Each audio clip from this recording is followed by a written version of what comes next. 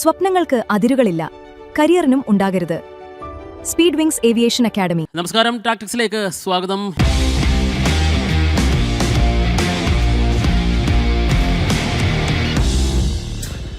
ഏറ്റവും ആവേശകരമായ നിമിഷത്തിലാണ് ടാക്ടിക്സ് ഇപ്പോൾ നടക്കുന്നത്. കാരണം ലോക ഫുട്ബോളിന് പുതിയൊരു ചാമ്പ്യനെ ലഭിച്ചിരിക്കുന്നു. 4 വർഷമായി നീണ്ട അർജന്റീനയുടെ ആ ലോക ചാമ്പ്യൻ പദവിക്ക് അവസാനമായിരിക്കുന്നു. പകരം സ്പെയിൻ രണ്ടാമത് അതിലേക്ക് വന്നിരിക്കുന്നു. സ്പെയിൻ നിലവിലെ യൂറോപ്പ് ചാമ്പ്യന്മാരാണ്.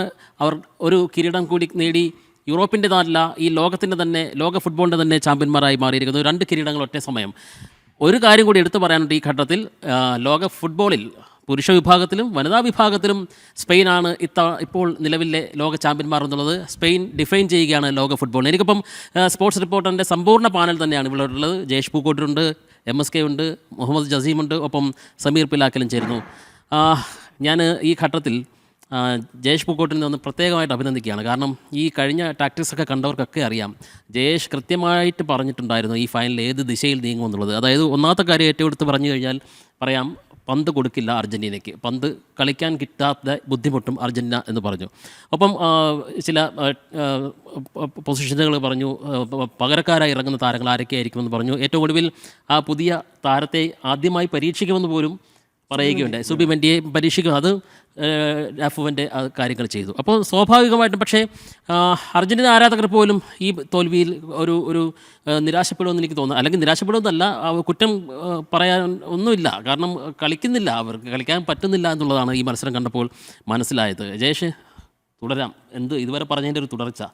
യെസ്, അതായത് നമ്മൾ കഴിഞ്ഞ ടാക്ടിക്സിലെല്ലാം കൃത്യമായിട്ട് പറഞ്ഞിട്ടുണ്ട് ഏത് രീതിയിലായിരിക്കും ഈ ഫൈനൽ മത്സരം പോവുക എന്നുള്ളത്.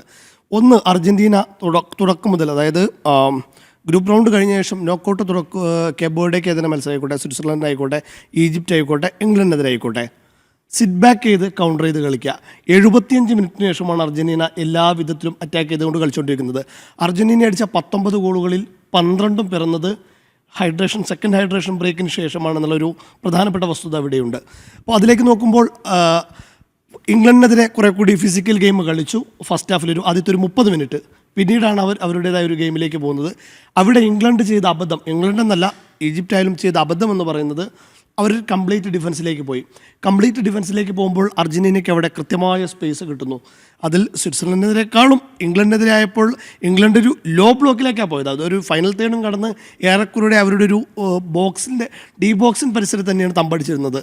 അതുകൊണ്ട് ഗ്രൗണ്ടിൻ്റെ ഒരു 80% അർജൻറ്റീനയ്ക്ക് ഫ്രീ ആയിട്ട് കിട്ടിയിരുന്നു. നമ്മൾ പറഞ്ഞു, സ്പെയിനെതിരെ അത്തരത്തിലുള്ള ഒരു സിറ്റ് ബാക്ക് ആൻഡ് കൗണ്ടർ പരിപാടി നടക്കില്ല, സ്പെയിന് ബോൾ കൊടുക്കില്ല എന്ന് നമ്മൾ കൃത്യമായിട്ട് പറഞ്ഞു.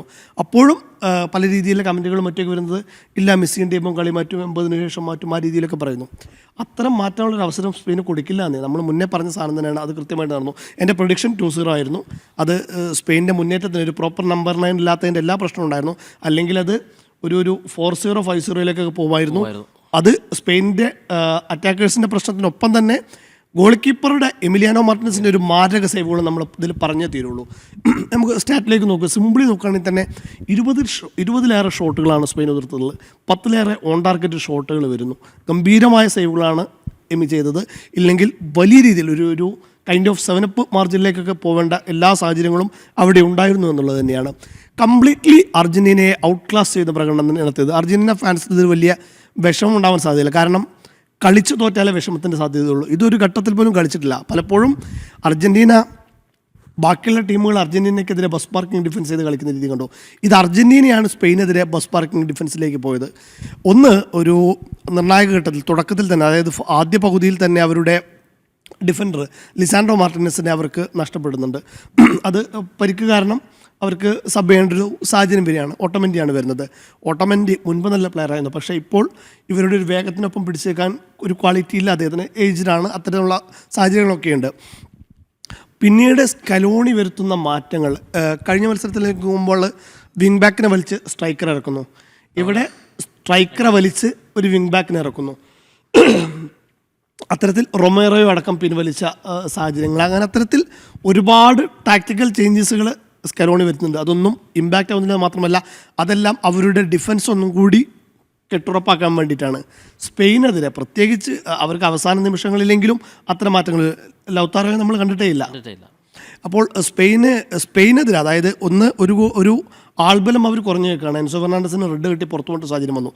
ആൾബലം കുറഞ്ഞു നിൽക്കുന്ന കംപ്ലീറ്റ്ലി പൊസിഷൻ വെച്ച് എല്ലാ അർത്ഥത്തിലും ഡോമിനേറ്റ് ചെയ്ത് കളിക്കുന്ന സ്പെയിനെതിരെ ഡിഫൻസിലേക്ക് പോയി എന്നുള്ളത് 90 മിനിറ്റും കഴിഞ്ഞ് എക്സ്ട്രാ ടൈമിലേക്കും ഡിഫൻസിലേക്ക് പോയി എന്നുള്ളതാണ് അർജൻറ്റീന ചെയ്ത ഏറ്റവും വലിയ തെറ്റ്. അതായത് അർജൻറ്റീനയ്ക്കെതിരെ ഇംഗ്ലണ്ട് കളിച്ചപ്പോൾ എല്ലാവരും തുഷേലിനെയും ഇംഗ്ലണ്ട് താരങ്ങളെയും കുറ്റപ്പെടുത്തിയത് അവർ ലോ ബ്ലോക്കിലേക്ക് പോയി കംപ്ലീറ്റ് ഡിഫൻസിലേക്ക് പോയി എന്നുള്ളതാണ്. തങ്ങൾക്കെതിരെ കളിച്ച ഒരു ടീം അത്തരത്തിലൊരു പിഴവ് വരുത്തിയിട്ട് ഒരു ഫൈനൽ പോലെ ഒരു നിർണായക മത്സരത്തിൽ എതിരെ കളിച്ച ടീമിൻ്റെ അതേ പിഴവ് ആവർത്തിക്കുക എന്ന് പറയുന്നതാണ് ഏറ്റവും വലിയ ബ്ലണ്ടർ എന്ന് പറയുന്നത്. ഗ്രൂപ്പ് റൗണ്ടിലോ കുറേ മുന്നേ നടന്ന മത്സരങ്ങളാണ് കേൾക്കുക. തൊട്ട് മുമ്പത്തെ മത്സരത്തിൽ ഓപ്പോസിറ്റ് ടീം എങ്ങനെ കളിക്കരുത് എന്ന് കാണിച്ചത് അത് അതുപോലെ കാണിച്ചു എന്നുള്ളതാണ് അർജൻറ്റീന ചെയ്ത ഏറ്റവും വലിയ പാതകങ്ങളിലൊന്ന്. ഇനി നമുക്ക് സ്പെയിനിലേക്ക് വരാം. സ്പെയിൻ നമ്മൾ ഉദ്ദേശിച്ച പോലെ തന്നെ കംപ്ലീറ്റ് ഡോമിനൻസ് ചെയ്തു. ലാഫുവെൻ്റെയുടെ ചേഞ്ചസുകളെല്ലാം കൃത്യമായിരുന്നു. നമ്മൾ പറയുന്നുണ്ട് ഇന്ന സമയത്ത് ഇന്ന പ്ലെയറെ വലിക്കുമ്പോൾ നമുക്കറിയാം അവിടെ ഇന്ന പ്ലെയറെ വരുള്ളൂ, നമ്മൾ കൃത്യമായിട്ട് പറയുന്നുണ്ട്. അതിലൊരു സർപ്രൈസിങ് വന്നത് സുബിമെൻഡി മാത്രമാണ്. സുബിമെൻഡി ഒരിക്കലും എക്സ്പെക്ട് ചെയ്തിട്ടുണ്ടാവില്ല അർജൻറ്റീന. അതുകൊണ്ടാണ് ഞാൻ പറഞ്ഞത് സുബിമെൻഡി കളിക്കും എന്നുള്ളത്. അപ്പോൾ അതൊരു ഒരു ഫ്രഷ് ലെഗാണ്, ഒരു ഫ്രഷ് പീസായിട്ടാണ് വരുന്നത്. സുബിമെൻഡിയെ പോലത്തെ ഒരു താരത്തിനെ അവർ അവിടെ പ്രതീക്ഷിക്കുന്നില്ല എന്നുള്ളത് കൊണ്ട് അവിടെ ഗംഭീരമായി കളിക്കാൻ കഴിഞ്ഞു. ഒപ്പം തന്നെ റോഡ്രിയെ പിൻവലിക്കുന്നത് പ്രതീക്ഷിച്ചിട്ടില്ല. പക്ഷേ റോഡ്രി ഏകദേശം ഒരു 100 മിനിറ്റ് 98 മിനിറ്റിലാണ് തോന്നുന്നു റോഡ്രിയെ വലിച്ചത്. പിന്നീട് പെഡ്രി ഗംഭീരമായിട്ട് പിന്നെ കളി കൊണ്ടുപോകുന്നുണ്ട്. അപ്പോൾ സ്പെയിൻ എല്ലാവരും കൃത്യമായിട്ട് കളിച്ചു. ഒപ്പം തന്നെ ലയണൽ മെസ്സി അതായത് നമ്മൾ എപ്പോഴും പറയുന്നതാണ് അർജൻറ്റീനയുടെ ഏറ്റവും വലിയ പ്രത്യേകത. അതായത് ഈ പ്ലേയേഴ്സിനെ മൊത്തം നോക്കി കഴിഞ്ഞ് കഴിഞ്ഞാലും അർജൻറ്റീനയാവൻ ലയണൽ മെസ്സി ഒന്ന് ഫോമായാൽ മതി. ഫസ്റ്റ് ഹാഫിൻ്റെ അവസാന നിമിഷങ്ങളിൽ തന്നെ സാധാരണ നമ്മൾ ഹൈഡ്രേഷൻ ബ്രേക്കിന് ശേഷം 75 മിനിറ്റിന് ശേഷമാണ് ലയണൽ മെസ്സി മിഡ്ഫീൽഡിൽ നിന്ന് റൈറ്റ് ഫ്ലാങ്കിലേക്ക് പോകുന്നൊരു കാഴ്ച നമ്മൾ കാണാറുള്ളൂ. പക്ഷേ ഫസ്റ്റ് ഹാഫിൻ്റെ അവസാന നിമിഷമായപ്പോഴത്തേക്ക് തന്നെ മെസ്സി ലൈറ്റ് ഫ്ലാങ്കിൽ മാറുന്നുണ്ട്. അത് ഫസ്റ്റ് ഹാഫിൽ കുക്രയെ കൃത്യമായിട്ട് അറ്റാക്ക് ചെയ്ത് കളിക്കുന്നു. കുക്രയെ കൈൻഡ് ഓഫ് സ്ട്രൈക്കറുടെ റോളിലാണ് ഫസ്റ്റ് ഹാഫിൽ കളിച്ചുകൊണ്ടിരിക്കുന്നത്. അവിടെ സ്പേസ് ഉണ്ടെന്ന് മനസ്സിലാക്കിക്കൊണ്ടാണ് കൃത്യമായി അങ്ങോട്ട് മറന്നത്. പക്ഷേ റോഡർ കൃത്യമായിട്ട് പൂട്ടി സെക്കൻഡ് ഹാഫിൽ കുക്രയെ ഒന്നും കൂടി ഡിഫെൻസീവായിട്ട് തന്നെ തൻ്റെ പൊസിഷൻ കീപ്പ് ചെയ്തുകൊണ്ട് ഉള്ള അറ്റാക്കിങ് നടത്തിയിട്ടുള്ളൂ. മെസ്സിക്ക് ബോൾ തൊടാൻ കഴിഞ്ഞിട്ടില്ല. സെക്കൻഡ് ഹാഫിൽ മെസ്സി ആദ്യത്തെ ടച്ച് ചെയ്യുന്നത് 72 മിനിറ്റിലാണ്. ഒരു 10-20-25 മിനിറ്റ് കഴിഞ്ഞിട്ടാണ് മെസ്സി ആദ്യത്തെ ടച്ച് ചെയ്യുന്നത്.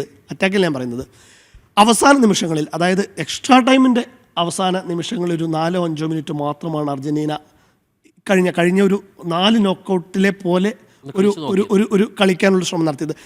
ആ സമയത്ത് അവിടെ കൃത്യമായിട്ടുള്ള നല്ല രീതിയിൽ പ്രഷർ സ്പെയിൻ ഉണ്ടായിട്ടുണ്ടായിരുന്നു. ഒരു ബോക്സിൽ കുറച്ച് ആളെണ്ണം കൂടുതലുള്ളതുകൊണ്ടുള്ള ഒരു കുട്ടപ്പുറച്ചിലാണ് ആ ഗോൾ വരാഞ്ഞത്. അല്ലെങ്കിൽ ഉറപ്പായിട്ടും ഗോൾ വരുമായിരുന്നു. നേരത്തെ പറഞ്ഞ പോലെ തന്നെ എമിലിയാനോ മാർട്ടിനസിൻ്റെ സേവിലായിരുന്നെങ്കിൽ ആ ഗോളെണ്ണം കൂടുമായിരുന്നു. ഒപ്പം തന്നെ സ്പെയിൻ്റെ താരങ്ങൾ ഇപ്പോൾ നിക്കോ വില്യംസിന് അവിടെ ഒരു അസിസ്റ്റ് ഉണ്ട്, ശരിയാണ്. ഫെറാൻഡോറസിന് കൊടുത്ത നല്ലൊരു ഹെഡറായിരുന്നു. ഫെറാൻഡോറസിൻ്റെ ഗംഭീരമായ ഫിനിഷ് തന്നെയായിരുന്നു. അതായത് പൊസിഷൻ തെറ്റിച്ചുകൊണ്ട് ഓടി വരുന്നു, കൃത്യമായിട്ട് അടിക്കുന്നു. അദ്ദേഹത്തിന് ഫ്രണ്ടിൽ അദ്ദേഹത്തെ തടയാൻ പ്ലേയേഴ്സ് ഉണ്ടായിരുന്നില്ല എന്നുള്ളത് കൃത്യം തന്നെയാണ്. പക്ഷേ അതിനുശേഷം അതിന് മുമ്പും നിക്കോ വില്യംസ് ഒരുപാട് ചാൻസ് മിസ്സാക്കിയിട്ടുണ്ട്. അദ്ദേഹത്തിന് കൃത്യമായിട്ട് റൈറ്റിലേക്ക് കൊടുക്കുക. അവസാനം ഇഞ്ചുറി ടൈമിൽ യമാലൊരു ഒരു ഓപ്പൺ ബോൾ കൊടുക്കാനുണ്ടായിരുന്നു, പക്ഷേ അദ്ദേഹം കൊടുത്തില്ല. ഒരു സ്കില്ലിട്ട് ആ ബോൾ കളയുന്നൊരു കാഴ്ച നമ്മൾ കണ്ടു. മറുവശത്തേക്കുമ്പോൾ ഓൽമയായാലും ബയേനയായാലും തുടക്കത്തിൽ ഫാബിയൻ റൂയിസ് ആയാലും എല്ലാവരും കൃത്യമായിട്ട് അവരുടെ ജോലി ചെയ്തു. ഒപ്പം നമ്മുടെ വണ്ടർ കിഡ് യമാലിനെല്ലാം പറയുന്നത് കുബാർസിയെ, അദ്ദേഹം ഒരിക്കൽ കൂടി ക്ലീൻ ആയിട്ടാണ് അദ്ദേഹം ക്ലിയർ ചെയ്തുകൊണ്ടിരിക്കുന്നത്. ഫലങ്ങൾ വന്നുകൊണ്ടിരിക്കുകയാണ്. അദ്ദേഹം യങ് പ്ലെയർ കുബാർസി വന്നു. നമ്മൾ പറയുന്നു റോഡ്രി ആയിരിക്കും player of the tournament golden ball കിട്ടുക എന്ന് പറഞ്ഞപ്പോൾ പലപ്പോഴും നമ്മളെ ഷോയിൽ തന്നെ പറഞ്ഞിരുന്നു ഒരിക്കലും ഇല്ല, തോറ്റാലും മെസ്സിക്ക് തന്നെ കൊടുക്കുള്ളൂ. 2014 സാഹചര്യങ്ങളുണ്ട്, മാത്രമല്ല അത്രയും ഗംഭീരമായി. പക്ഷേ ഇമ്പാക്റ്റ് ഏത് രീതിയിലും മെസ്സി ഇമ്പാക്റ്റ് ഉണ്ടാക്കില്ല എന്നല്ലോ പറയുന്നത്. പക്ഷേ റോഡ്രി ഉണ്ടാക്കുന്ന ഇമ്പാക്റ്റ് ഒരു ഇൻവിസിബിളാണ്. അദ്ദേഹത്തിന് നമ്മൾക്ക് ഈ ഫാക്റ്റ് കൊണ്ടോ ഫിഗർ കൊണ്ടോ അളക്കേണ്ടതല്ല. കൃത്യമായിട്ട് മൈതാനം വരച്ചുകൊണ്ട് സ്കാൻ ചെയ്ത് കൃത്യമായി ഇപ്പോൾ ഇന്നത്തെ മത്സരം ഫൈനലിൽ തന്നെ നോക്കൂ, അദ്ദേഹം എല്ലായിടത്തുണ്ട്. അദ്ദേഹം ഫൈനൽ തേർഡിലുണ്ട്, അദ്ദേഹം മിഡിലുണ്ട്, മെസ്സിക്ക് പിന്നാലെയുണ്ട്. ഒപ്പം ഏറ്റവും ഇതായിട്ട് കളിക്കുന്നുണ്ട്, ഡിഫൻസിനെയും വളരെ കൃത്യമായിട്ട് സഹായിക്കുന്നുണ്ട്. മെസ്സിയെയും മക്കലിസ്റ്ററേയും ഒരു ഘട്ടത്തിൽ ഒരുപോലെ നോക്കി വെച്ചിട്ടുണ്ട് റോഡ്രി എന്നുള്ളതാണ്. അപ്പോൾ റോഡ്രിക്ക് അർഹതപ്പെട്ടത് തന്നെയാണ്. അടുത്തൊരു ബാലൻഡിയോർ കൂടി ഒരു ഡിഫൻസീവ് മിഡ്ഫീൽഡർ തൂക്കിയാൽ ഒരു അതിശയപ്പെടാനില്ല. എന്തായാലും സ്പെയിനെ സംബന്ധിച്ചിടത്തോളം അവർ തുടക്കത്തിൽ ആഗ്രഹിച്ചു വന്ന കളിയുണ്ട്, അത് കൃത്യമായിട്ട് അവർ നടപ്പിലാക്കുന്നു. ലാഫുവിൻ്റെ നമ്മളെ എല്ലാ ടാക്ടിക്സിലും പറയുന്നതാണ്, സ്പെയിൻ ഒരു ഫാക്ടറിയാണ്. കൃത്യമായിട്ട് 90 മിനിറ്റും ഒരുപോലെ ജോലി ചെയ്തുകൊണ്ടിരിക്കുന്ന, ഒരുപോലെ വർക്ക് ചെയ്തുകൊണ്ടിരിക്കുന്ന ഒരു ഫാക്ടറിയാണ്. ആ ഫാക്ടറി കൃത്യമായിട്ട് ഫൈനലിലും വർക്ക് ചെയ്തു എന്നുള്ളത് തന്നെയാണ്. അതിൽ വന്ന അർജൻറ്റീനയാണ് അതിൽ പെട്ടുപോയത്. കൃത്യമായിട്ട് അവർക്ക് ഇന്നത്തെ ഫൈനൽ ഒരു ഒരു ഒരു ടാക്ടിക്സും ഉണ്ടായിരുന്നില്ല. ലോ ബ്ലോക്ക് ചെയ്യുക, ബസ് പാർക്കിംഗ് ചെയ്യുക എന്നുള്ള ഒരു ഈ വേൾഡ് കപ്പിൽ പലരും പരീക്ഷിച്ച് പരാജയപ്പെട്ട തന്ത്രമാണ് സ്കലോണി പ്രയോഗിച്ചത് എന്നുള്ളതാണ് എടുത്തു പറയാനുള്ളത്. എന്നിരുന്നാൽ പോലും അർജൻറ്റീനയെ സംബന്ധിച്ചിടത്തോളം തുടർച്ചയായ ലോകകപ്പുകൾ ഫൈനലിൽ കളിക്കുക എന്ന് പറയുന്നത് ചില്ലറ കാര്യമൊന്നുമില്ല. മാത്രമല്ല അവരുടെ ഒരു ചാമ്പ്യൻ മെൻറ്റാലിറ്റി കൊണ്ടുകൂടി വന്നൊരു സാധനമാണ്. ഫൈനലിൽ അത് ഉണ്ടായില്ല. പക്ഷേ മെസ്സിക്കും സംഘത്തിനും തലയുയർത്തി തന്നെ മടങ്ങാം. തീർച്ചയായിട്ടും ഈ ഫൈനൽ മത്സര ശേഷം നടക്കുന്ന ഓരോ നിമിഷവും നമ്മൾ കാണുകയായിരുന്നു. ഞാൻ പ്രത്യേകിച്ച് നോക്കിയായിരുന്നു മെസ്സിയുടെ ഭാഗത്ത് അങ്ങനെ ഒരു കഴിഞ്ഞ തവണത്തെ പോലെ ഒരു വൈകാരികതയൊന്നും കാണുന്നില്ല. അത് തോറ്റതിൻ്റെ ഒരു നിരാശയുണ്ട്. പക്ഷേ അദ്ദേഹം സ്പോർട്സ്മാൻ സ്പിരിറ്റ് കാണിക്കുന്നുണ്ട്. അതായത് അദ്ദേഹം നിലത്തിരിക്കുകയാണ്, യമാൽ വരികയാണ്, യമാലിനെ എഴുന്നേറ്റ് നിന്ന് ആലിംഗനം ചെയ്യുകയാണ് മെസ്സി ചെയ്യുന്നത്. അപ്പം മെസ്സിയെ സംബന്ധിച്ച് അർജൻറ്റീന ആരാധകനാണല്ലോ സമീർ. മെസ്സിയെ സംബന്ധിച്ച് ഇനി അദ്ദേഹത്തിന് നേടാനൊന്നും തന്നെ ഇല്ല. അദ്ദേഹം പക്ഷേ പിന്നെ ഒരു 4 വർഷം കൂടി ഒരുപക്ഷേ ഈ മത്സരം കഴിഞ്ഞപ്പോൾ ചില കമൻറ്റുകൾ ഞാൻ കേട്ടു, മെസ്സി അന്നേ വിരമിക്കണമായിരുന്നു എന്ന്. പക്ഷേ അതല്ലല്ലോ ഒരു സ്പോർട്സ്മാൻ ചെയ്യുക എന്നുള്ളത്. അദ്ദേഹം വീണ്ടും കളിച്ചു, ആ ചാമ്പ്യൻഷിപ്പിൽ ടീമിനെ നയിച്ചു ഫൈനൽ വരെ എത്തിച്ചു എന്നുള്ളതാണ്. ഫൈനലിൽ അദ്ദേഹം കളിച്ചോ കളിച്ചില്ലേ എന്നുള്ളത് രണ്ടാമത്തെയോ മൂന്നാമത്തെയോ ചോദ്യം അതേ ഉള്ളൂ. അപ്പോൾ ഈ മത്സരത്തെ ഈ കളി തീർച്ചയായിട്ടും നിരാശപ്പെടുത്തി എന്നുള്ളതിൽ യാതൊരു സംശയമില്ല. ഒരു ഷോട്ട് പോലും ഇല്ല നിശ്ചിത സമയത്ത് മെസ്സി നയിക്കുന്ന അർജൻറ്റീനയുടെ ഭാഗത്ത് നിന്ന് എന്നുള്ളത് നമുക്ക് കടുത്ത നിരാശ നൽകുന്ന ഒരു കാര്യമാണ്. അപ്പോൾ ഈ മത്സരം നിങ്ങൾ എങ്ങനെയാണ് ഉൾക്കൊള്ളാൻ പോകുന്നത്? അതായത് ഞങ്ങളെല്ലാം നേടിക്കഴിഞ്ഞു, പക്ഷേ ഞങ്ങൾ ഫൈനലിലെത്തി കളിച്ചു എന്നുള്ളതാണോ? അത് മറിച്ച് സ്പെയിനെ പോലെ ഒരു ടീമിനെ നേരിടാൻ തക്ക ശേഷിയില്ലാതായി പോയതിൻ്റെ നിരാശയുണ്ടോ? എങ്ങനെയാണ്? ഇപ്പോൾ അനുപേട്ടൻ പറഞ്ഞ പോലെ മെസ്സി ഗ്രൗണ്ടിൽ ഒരു നിർവികാരത പോലെയായിരുന്നു പ്രകടിപ്പിച്ചിരുന്നത്. അതേ നിർവികാരത തന്നെ ആയിരിക്കും ആരാധകർക്ക് ഉണ്ടാവുക എന്നുള്ളത്. കാരണം സ്പെയിനാണ് ജയിക്കാൻ വേണ്ടി കളിച്ചത്, അർജൻറ്റീന തോൽക്കാതിരിക്കാൻ വേണ്ടിയാണ് കളിച്ചത്. പക്ഷേ ജയിക്കാൻ വേണ്ടി കളിച്ചതായിട്ട് തോന്നിയില്ല. ഇപ്പോൾ കഴിഞ്ഞ കുറേ മത്സരങ്ങളായിട്ട് അർജൻറ്റീന പുലർത്തിയിരുന്നൊരു ഒരു കംബാക്ക് എൻജിൻ ഇന്ന് കാണാൻ പറ്റിയില്ല. സോ മെസ്സി തന്നെയാണെങ്കിൽ ഇന്ന് ആദ്യ പകുതിയിൽ 1-2 ടച്ചുകൾ വരുന്നു. ഇപ്പോൾ ജയശേട്ടൻ പറഞ്ഞ പോലെ 74-ാം മിനിറ്റിലാണ് പിന്നീടുള്ളൊരു ടച്ച് രണ്ടാം പകുതിയിൽ വരുന്നത്. അപ്പോൾ മെസ്സി അപ്രസക്തമായൊരു മത്സരം തന്നെയായിരുന്നു. പക്ഷേ സ്പെയിൻ നേടേണ്ട ഒരു കിരീടമായതുകൊണ്ട് തന്നെ ഒരു നിരാശ ഉണ്ടാവുന്നില്ല. പിന്നെ മെസ്സി എല്ലാം നേടിയ ഒരാളാണ്. പിന്നെ സ്പെയിനെ സംബന്ധിച്ചിടത്തോളം ഇവിടെ ഇപ്പോൾ ഒരു ഇതിഹാസ കൈമാറ്റം കൂടിയാണ് നടക്കുന്നത് ഈ ഫൈനൽ എന്ന് പറയുന്നത്. കാരണം മെസ്സി കുളിപ്പിച്ച യമാൽ അതിൻ്റെ ചിത്രങ്ങൾ ഭയങ്കര വൈറലായിട്ടുള്ളതായിരുന്നു. അപ്പോൾ ഒരു രണ്ടാം സ്നാനമായിരിക്കും ഇപ്പോൾ ഇവിടെ നടന്നിട്ടുണ്ട് എന്നാണ് എനിക്ക് തോന്നുന്നത്. അവിടെ ഒരു പുതിയ അങ്ങനെ പറയാം. അപ്പോൾ നിരാശയില്ല, എന്നാലും ഒരു ചെറിയ വിചാരിച്ചത്ര കളിക്കാൻ പറ്റാത്തതിലുള്ള ഒരു ചെറിയ സങ്കടം മാത്രം. തീർച്ചയായിട്ടും സമീറിന്റെ മുഖത്തുണ്ട്. അത് സ്വാഭാവികമാണ്. അത് റിയൽ ഹാർഡ് കോർ ഫാനിനെ സംബന്ധിച്ച് തീർച്ചയായിട്ടും വിഷമം ഉണ്ടാകും. എങ്കിലും ഇതിൽ ഏറ്റവും അധികം സന്തോഷിക്കുന്നത് MSK ആയിരിക്കും. MSK ഒരുപാട് കാര്യങ്ങൾ ഈ ഒരു മാസക്കാലം ഏറ്റവും കൂടുതൽ തെറിവിളി കിട്ടിയ ഒരാളാണ് നമ്മുടെ കൂട്ടത്തിൽ ചെയ്ത എന്തിന് നമ്മുടെ ഇവിടുത്തെ ഷോയിൽ പോലും MSK ചോദ്യം ചെയ്യുന്ന അർജന്റീന ആരാധകരെ നമ്മൾ കണ്ടു. അപ്പോൾ അവർക്കെല്ലാം വേണ്ടിയിട്ടുള്ള മറുപടിയാണ് നമുക്ക്. ഞാൻ പ്രവചിച്ചില്ല, ഞാൻ റഫറി ഇടപെട്ടാൽ അർജന്റീന ജയിക്കുന്നതായിരുന്നു പ്രവചിച്ചത്. അപ്പോൾ എങ്ങനെയാണ് MSK? സന്തോഷമാണ് അവസാനം? തീർച്ചയായിട്ടും ഒരുപാട് സന്തോഷമുണ്ട്. കാരണം സന്തോഷമുണ്ടെന്ന് ഒരുപാട് ആ രീതിയിലല്ല. ഇതിൽ പിന്നെ ഞാനിപ്പോൾ 98 മുതൽ ലോകകപ്പ് ഫൈനലുകൾ കാണുന്നുണ്ട്. അപ്പം 98 കഴിഞ്ഞ് അത് കഴിഞ്ഞ് 2002 ഫൈനൽ, അത് ആവേശകരമായ ഫൈനലായിരുന്നു. അത് കഴിഞ്ഞ് 2006 സിദാൻ മറ്റരാസി ആ ഒരു ഇൻസിഡൻറ്റ്, 2010 ഫൈനൽ, 2014 അവസാനത്തെ ജർമ്മൻ കളിക്കാരൻ്റെ ഗോൾ, 2018 ക്രൊയേഷ്യ വേഴ്സസ് ഫ്രാൻസ് മത്സരം, 2022 അർജൻറ്റീന വേഴ്സസ് ഫ്രാൻസ് മത്സരം. ഏറ്റവും ഏകപക്ഷീയമായ മത്സരമാണ്, ഏറ്റവും ഏകപക്ഷീയമായ ഫൈനലാണ് ഈ ലോകകപ്പുകൾക്കിടയിൽ ഞാൻ കണ്ടിട്ടുള്ളത്, ഇപ്പം നമ്മൾ സാക്ഷിയായിട്ടുള്ളത്. അതായത് ഒരു ഘട്ടത്തിൽ പോലും അർജൻറ്റീനക്ക് ഒരു സ്വാധീനം പോലും ഈ മത്സരത്തിൽ ഉണ്ടായില്ല എന്നുള്ളതാണ് ഏറ്റവും പ്രധാനപ്പെട്ട കാര്യം. ഒരു ഘട്ടത്തിൽ നമ്മൾ മെസ്സിയെ പോലും കാണുന്നില്ല. വേർ ഈസ് മെസ്സി എന്ന രീതിയിലാണ്. ഞാൻ കഴിഞ്ഞ നമ്മൾക്ക് ടാക്ടിക്സിൽ പറഞ്ഞിട്ടുണ്ട്, 79 മിനിറ്റിന് ശേഷമുള്ള അർജൻറ്റീനയുടെ കളി എന്നുള്ള രീതിയിൽ ജേഷൊക്കെ പറഞ്ഞിട്ടുണ്ടായിരുന്നു. 79 മിനിറ്റ് വരെയും ഞാൻ കാത്തുനിന്നു, വേർ ഈസ് മെസ്സി, അല്ലെങ്കിൽ മെസ്സിയും ടീം ഇപ്പോൾ ഗോളടിച്ച് കൂട്ടുമെന്ന രീതിയിൽ പ്രതീക്ഷിച്ചിരുന്നു. പക്ഷേ 79 മിനിറ്റിന് ശേഷം പോലും അർജൻറ്റീനയുടെ ഒരു ഗോളിലേക്ക് എത്തുന്ന ഒരു ഇമ്പാക്റ്റ് ഉണ്ടാക്കുന്ന ഒരു മൂവ്മെൻറ്റ് പോലും നമ്മൾ കണ്ടിട്ടില്ല. അപ്പോൾ ഇതിൽ കൃത്യമായിട്ടും ഇപ്പം തന്നെ അർജന്റീന ആരാധകർ നമ്മുടെ ഒരിക്കൽ ഫിഡൽ ചെഗുവേരയോട് ചോദിച്ചു, നമ്മൾ തോറ്റു കഴിഞ്ഞാൽ എന്ത് ചെയ്യും? അപ്പോൾ പറയുന്നു, ഞങ്ങൾ പോരാട്ടം തുടരും. അപ്പം നമ്മൾ ജയിച്ചു കഴിഞ്ഞാലോ? അപ്പോഴും പോരാട്ടം തുടരും എന്ന് പറഞ്ഞിട്ടുള്ള പിന്നെ ഒരുപാട് സ്റ്റാറ്റസുകളൊക്കെ തുടങ്ങിയിട്ടുണ്ട്. പക്ഷേ അത് കൃത്യമായും നെഗറ്റീവ് അർത്ഥത്തിൽ തന്നെയാണ് വരിക. കഴിഞ്ഞ ഇടതുപക്ഷ പിന്നെ ഈ സർക്കാർ അധികാരത്തിൽ നിന്ന് മാറിയപ്പം ഇതേപോലെ പിന്നെ നമ്മുടെ പല രാഷ്ട്രീയക്കാരും ഇതേപോലുള്ള ഒരിക്കൽ ഫിഡൽ ചെഗുവേരയോട് ചോദിച്ചു ആ ലൈനിലുള്ളത്. ഇപ്പോൾ അതൊരു വലിയൊരു സംഭവമാണ്. അതായത് ഫിഡൽ കാസ്ട്രോയും ചെഗുവേരയും ഉള്ളതെന്ന് പറയുമ്പോൾ ചരിത്രത്തിലെ പിന്നെ പോരാളികൾക്ക് ചേർന്ന ഒരു കഥയാണ്, ശക്തമായിട്ടുള്ളൊരു സ്റ്റേറ്റ്മെന്റ് ആണ്. പക്ഷേ ആ സ്റ്റേറ്റ്മെന്റ് ഒരു ട്രോൾ മെറ്റീരിയലായി കഴിഞ്ഞ ഇലക്ഷന്റെ സമയത്തെ വന്നിട്ടുണ്ടായിരുന്നു. വൺസ് അഗെയിൻ അർജന്റീന തോറ്റപ്പോൾ ഇപ്പോൾ കൃത്യമായിട്ടും അതൊരു ട്രോൾ മെറ്റീരിയലായിട്ട് മാറുകയാണ്. അർജന്റീനയെ സംബന്ധിച്ചിടത്തോളം അർജന്റീന ഈ ലോകകപ്പിലെ നീലക്കുറുക്കനായിരുന്നു. കൃത്യമായിട്ടും നമുക്കറിയാം അർജന്റീന ഒരു നല്ല പോരാട്ടം കാഴ്ചവെച്ചിട്ടുള്ളത്. അർജന്റീനക്ക് കിട്ടിയ എതിരാളികൾ പലപ്പോഴും നമ്മൾ ആദ്യ ചർച്ച ചെയ്തിട്ടുണ്ട്. അർജന്റീന കിട്ടിയ എതിരാളികളും അവർക്ക് സെമി ഫൈനൽ വരെയുള്ള കൃത്യമായിട്ടും ദുർബലമായ ടീമുകളായിരുന്നു എന്ന രീതിയിലുള്ള ചർച്ചകളുണ്ടായിരുന്നു. ഏതാണ്ട് അതേ രീതിയിൽ തന്നെയായിരുന്നു ദുർബലമായ ടീമുകളായിരുന്നു. ദുർബലമായ ടീമുകൾ എന്ന് പറയുമ്പോൾ ലോക ഫുട്ബോളിൽ ഒരു ടീമും ദുർബലമല്ല എങ്കിൽ കൂടിയും അവരുടെ ഒരു പ്രൗഢിയും പ്രതാപവും റാങ്കിങ്ങും ഒക്കെ അനുസരിച്ച് നോക്കുമ്പം അവരെക്കാൾ ഒരുപാട് താഴെയുള്ള ടീമുകളായിരുന്നു. പക്ഷേ അവർക്കെതിരെയൊക്കെ ഈ അർജന്റീന ജയിക്കുന്നു, മികച്ച പോരാട്ട വീര്യം കാഴ്ചവെക്കുന്നു, അവസാന മിനിറ്റുകളിലുള്ള പോരാട്ട വീര്യം കാഴ്ചവെക്കുന്നു. പഞ്ചതന്ത്രം കഥയിലെ ഏറ്റവും പ്രധാനപ്പെട്ട ഒരു കഥയാണ് നീലക്കുറുക്കൻ്റെ കഥ. കൃത്യമായും ഒരു ചായത്തിൽ വീണപ്പോൾ കുറുക്കൻ അങ്ങ് നീല നിറമായി. ആ സമയത്ത് കാട്ടിലുള്ള മറ്റു മൃഗങ്ങളൊക്കെ വിചാരിച്ചു, മൃഗങ്ങളോടൊക്കെ ചെന്ന് കുറുക്കൻ പറയുന്നു ഞാനിവിടുത്തെ രാജാവാണെന്ന് പറയുന്നു. ആ ലൈനിൽ എല്ലാവരും ഈ കുറുക്കനെ വന്ദിക്കുന്നു. ഒരു സമയത്ത് ഈ ചായമൊക്കെ പോയി കഴിഞ്ഞപ്പോൾ അത് കുറുക്കൻ തന്നെയാണെന്ന് മറ്റു മൃഗങ്ങളൊക്കെ തിരിച്ചറിയുന്നു. അതേ ലൈനിലാണ് അർജന്റീന ഈ ലോകകപ്പിൽ കളിച്ചിട്ടുള്ളത്. ഞാൻ പറയട്ടെ, അതായത് സെമി ഫൈനൽ വരെയുള്ള കളികളിൽ കൃത്യമായിട്ടും ആ സമയത്ത് ഒരു നീലക്കുറുക്കന്റെ രീതിയിൽ തന്നെയാണ്. അവർ ഒരു ശക്തമായ ടീമിനെതിരെ പോലും കളിച്ചിട്ടില്ല.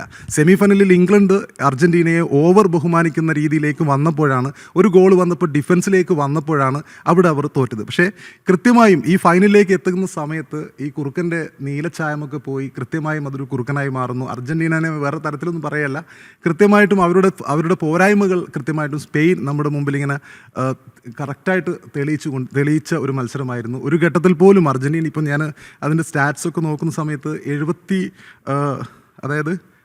68 പൊസിഷൻ സ്പെയിനിൻ്റെത്, മറ്റവരുടെ 32 മാത്രമാണ്. മാത്രമല്ല 20 ഷോട്ടുകളാണ് ഗോളിലേക്ക് സ്പെയിൻ അടിച്ചിട്ടുള്ളത്. വെറും 2 ഷോട്ടുകൾ മാത്രമാണ് അർജന്റീനക്ക് പായിക്കാൻ കഴിഞ്ഞിട്ടുള്ളത്.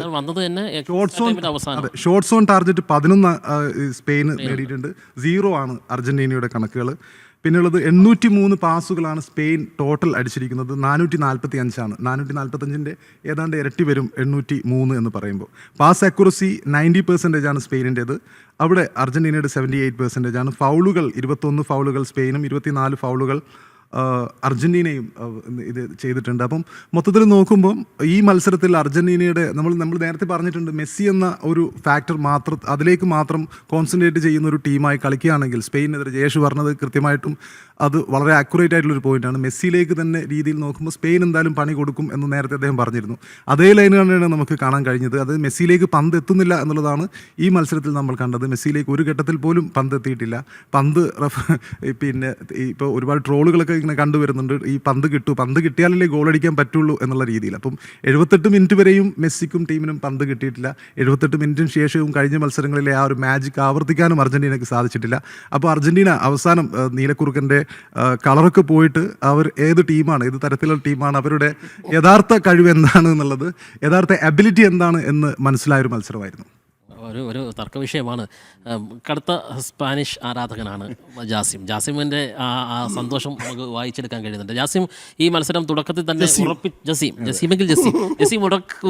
തുടക്കത്തിൽ തന്നെ ഉറപ്പിച്ച് പറയുന്നുണ്ടായിരുന്നു ഈ കളി സ്പെയിൻ ജയിക്കും. അതായത് സ്പെയിൻ്റെ കളി ഈ ടൂർണമെൻറ്റിൽ ഉടനീളം കണ്ടുവന്ന ആർക്കും അക്കാര്യത്തിൽ സംശയമില്ല. നമ്മൾ ഈ പ്രീ മാച്ച് സെഷനിൽ നമ്മൾ അക്കാര്യങ്ങൾ ആവർത്തിച്ച് പറയുകയും ചെയ്യുന്നുണ്ടായിരുന്നു. നമ്മൾ പക്ഷേ പറഞ്ഞത് 2-1 എന്നുള്ളതാണ്. അർജന്റീന ഒരു ഗോൾ അടിക്കുമെന്നെങ്കിലും നമ്മൾ പ്രതീക്ഷിച്ചു. പക്ഷേ അതിലെന്താ സംഭവിച്ചെന്നാൽ ഒറ്റ ഗോളേ വന്നിട്ടുള്ളൂ. ഈ സ്പെയിൻ്റെ കാര്യം 2010 കഥ നമ്മൾ കുറച്ച് മുമ്പ് പറഞ്ഞിരുന്നു. അന്ന് 116-ാം മിനിറ്റിൽ ഇനിയസ്റ്റയുടെ ഒരു ഗോൾ വരുന്നു. എക്സ്ട്രാ ടൈമിലാണ് അവർ ആദ്യമായിട്ട് ലോക ചാമ്പ്യന്മാരായി മാറുന്നത്. അത് റിപ്പീറ്റ് ചെയ്യുകയാണ് ഇത്തവണ വീണ്ടും അത് എന്നുള്ളത്. അർജന്റീനയെ സംബന്ധിച്ച് അവർക്കൊരു ലോക കിരീടം 2014 നഷ്ടമാകുന്നത് എക്സ്ട്രാ ടൈമിലെ ഒരു 104-ാം മിനിറ്റിലെ ഗോളിലാണ്. അന്ന് ഗോഡ്സെ അടിക്കുന്ന ആ ഗോളിലാണ് അവർക്ക് കിരീടം നഷ്ടം. അങ്ങനെ കുറേയേറെ സാമ്യതയുണ്ട്. ഇനിയിപ്പോൾ കളിയിലേക്ക് വന്നു കഴിഞ്ഞാൽ ടോറസ് മത്സരശേഷം പറയുന്നൊരു കാര്യം എന്ന് പറയുന്നത്, ആ ഷോട്ട് എങ്ങനെയാണ് ഞാൻ അടിച്ചതെന്ന് എനിക്കത് കൃത്യതയില്ല, പന്ത് വരുന്ന കണ്ടു, ഞാൻ അടിച്ചു, പക്ഷേ ആ പന്തിൻ്റെ ശക്തി എന്ന് പറയുന്നത് മുഴുവൻ സ്പാനിഷ് ജനതയുടെയും പ്രാർത്ഥനയുടെ അല്ലെങ്കിൽ അവരുടെ കരുത്തായിരുന്നു എന്നാണ് അദ്ദേഹം പ്രതികരിച്ചിട്ടുള്ളത്. നമുക്കറിയാം അതിനു മുമ്പ് സ്പെയിൻ അടിച്ചിട്ടുള്ള ഷോട്ടുകളെല്ലാം ഈ പറഞ്ഞ 10 ഷോട്ടുകൾ എന്ന് പറയുന്നത് ഒരർത്ഥത്തിൽ പോലും അതിനൊരു പവർ ഉണ്ടായിരുന്നില്ല.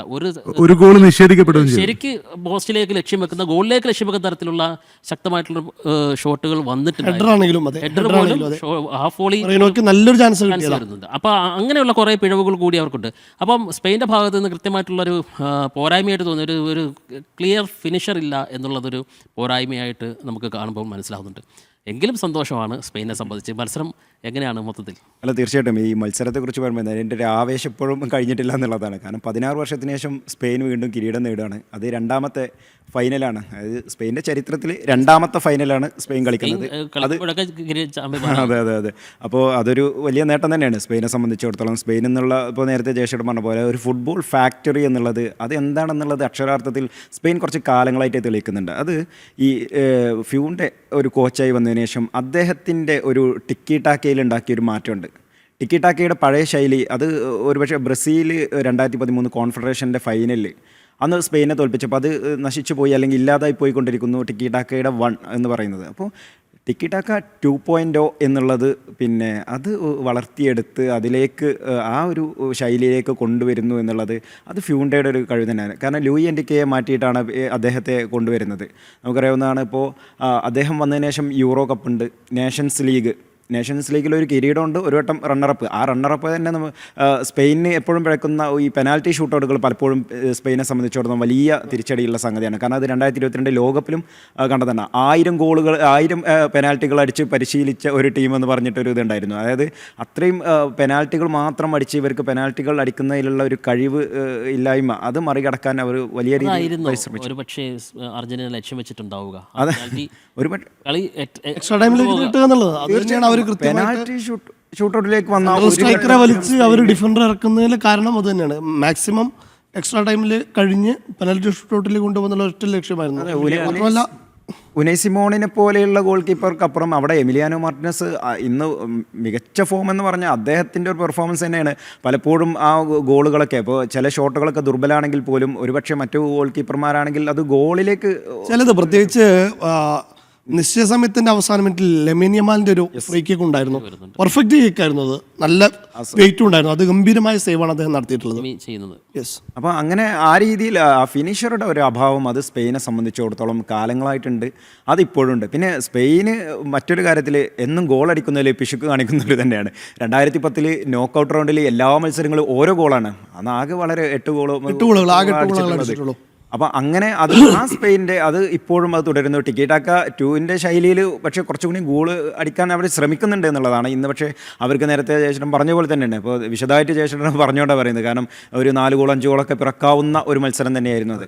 അതോടൊപ്പം തന്നെ ഈ മത്സരത്തിൽ പറയേണ്ട, ഇപ്പോൾ ജയശേഖരൻ വിട്ടുപോയൊരു കാര്യം കൂടിയാണ്, വിശദമായിട്ട് പറഞ്ഞുകൊണ്ടാണ് ഞാൻ പറയുന്നത്. അതിൽ കുക്കുറയുടെ ഒരു പ്രകടനം എന്ന് പറയുന്നത് അസാധ്യമായ പ്രകടനം. അത് അദ്ദേഹം ഒരു ഡിഫൻഡർ ഏതൊക്കെ രീതിയിൽ ആ മത്സരത്തിലേക്ക് വേണം. ആ കുക്കുറ എന്ന മത്സരത്തിന് ഇറങ്ങുന്നതിന് മുമ്പ് തന്നെ അദ്ദേഹം പറയുന്നൊരു കാര്യം കൂടി ഉണ്ടായിരുന്നു, ഞാൻ ഈ ലോക കിരീടം കിട്ടിയാൽ വിരമിക്കും എന്നുള്ളത്. അദ്ദേഹം നമുക്ക് അതെ കിരീടം ലഭിച്ചിരിക്കുന്ന അദ്ദേഹം ഇനി എന്ത് ചെയ്യും എന്നുള്ള ഒരു 27 വയസ്സേ ഉള്ളൂ അല്ലേ പുള്ളിക്ക്? 27 വയസ്സേ ഉള്ളൂ. ചിത്രം അതെ അതെ, അതെന്തായാലും സംഭവിക്കുന്നത്. ഇനി അതോടൊപ്പം തന്നെ ഒറ്റ കാര്യം കൂടി ഒന്ന് പറഞ്ഞിട്ട് നമുക്ക് ഈ സ്പെയിന് 2010 2026 കുറച്ച് സാമ്യതകളുണ്ട്. അതിൽ ഈ 2010 ലോകകപ്പിൽ ആദ്യത്തെ ഉദ്ഘാടന മത്സരത്തിൽ അതൊരു ഭയങ്കര സാമ്യതയുള്ള നല്ല രസമുള്ള സംഗതിയാണ്. കാരണം ഈ 2 ലോകകപ്പിൻ്റെയും 2010 2026 ലോകകപ്പിൻ്റെ ആദ്യ മത്സരത്തിൽ ഏറ്റുമുട്ടിയത് മെക്സിക്കോയും ദക്ഷിണാഫ്രിക്കയാണ്. അതുപോലെ തന്നെ രണ്ട് ലോകകപ്പിലും സ്പെയിൻ എച്ച് ഗ്രൂപ്പിലായിരുന്നു, ഗ്രൂപ്പ് എച്ചിലായിരുന്നു. 2 ടൂർണമെൻറ്റിലും സ്പെയിന് കളിക്കാനെത്തിയത് യൂറോ ചാമ്പ്യന്മാരായിട്ടാണ്. 2008 ഒന്ന്, ഇപ്പോൾ 2024. പിന്നെ രണ്ടിൻ്റെയും പാട്ടൊരുക്കിയത് അന്ന് വക്ക വക്ക പാട്ടും ഇന്ന് ഡായ് ഡായ് പാട്ടും ഷക്കീറയാണ്. അങ്ങനെ അതുപോലെ തന്നെ 2 ലോകകപ്പിനും സ്പാനിഷ് ടീമിൽ ബാഴ്സലോണയിലെ 8 താരങ്ങളുണ്ട്. അത് ഇന്നും അന്നും. അതിപ്പോൾ റയലിൻ്റെ താരങ്ങളില്ല എന്ന് പറഞ്ഞ വലിയ വിമർശനങ്ങളുണ്ടായിരുന്നു. അതുപോലെ തന്നെ 2 ലോകകപ്പിൻ്റെ ആദ്യ മത്സരങ്ങളിൽ സ്പെയിന് ഗോൾ അടിച്ചിട്ടില്ല. കേപ്പ് വെർദെക്കെതിരായിരുന്നു. അത് 2010 അത് സ്വിറ്റ്സർലൻഡിനെതിരെ 1-ന് തോറ്റിരിക്കുകയാണ്. അപ്പോൾ അതുപോലെ തന്നെ 2 ലോകകപ്പിൻ്റെ സമയത്ത് ലാലിഗയിലും സ്പാനിഷ് സൂപ്പർ കപ്പിലും ബാഴ്സലോണ ചാമ്പ്യന്മാരാണ്. അതായത് സ്പെയിനിൻ്റെ പ്രധാനപ്പെട്ട ക്ലബ്ബ് എന്ന് പറയുന്നത്. അപ്പോൾ ആ രീതിയിൽ വലിയ സാമ്യത. 2 ലോകകപ്പിലും എക്സ്ട്രാ ടൈമിലാണ് വിജയിക്കുന്നത്. 2 ലോകകപ്പിലും വിന്നിംഗ് ഗോൾ അടിക്കുന്നത് ബാഴ്സലോണയുടെ താരങ്ങളാണ്. ഇന്ന് ഫെറാൻഡോറസ്.